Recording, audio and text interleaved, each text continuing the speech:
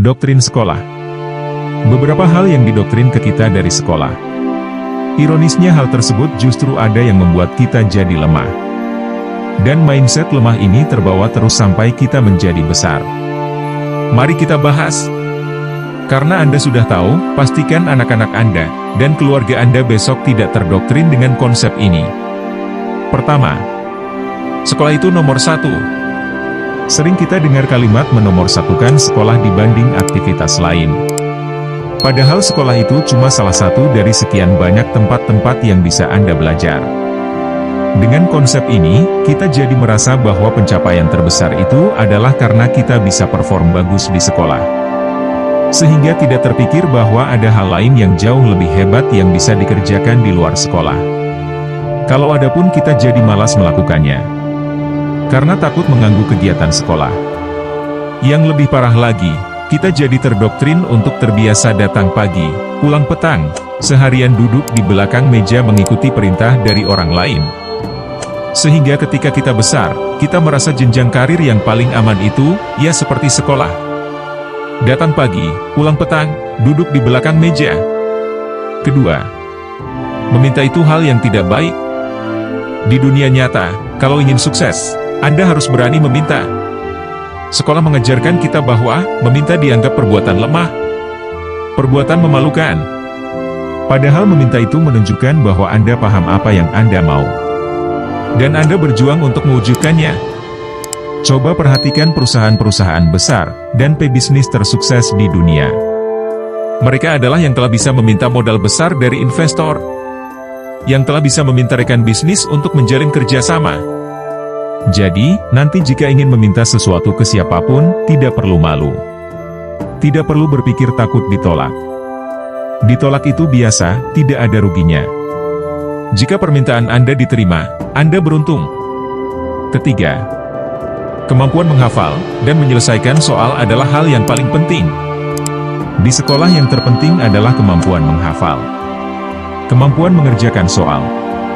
Makin mahir menghafal dan menyelesaikan soal, makin tinggi nilai Anda. Dan kesuksesan di sekolah dilihat berdasarkan nilai ujian. Di dunia nyata, kemampuan otak itu bukan hal yang terpenting. Banyak hal lain yang terbukti jauh lebih penting.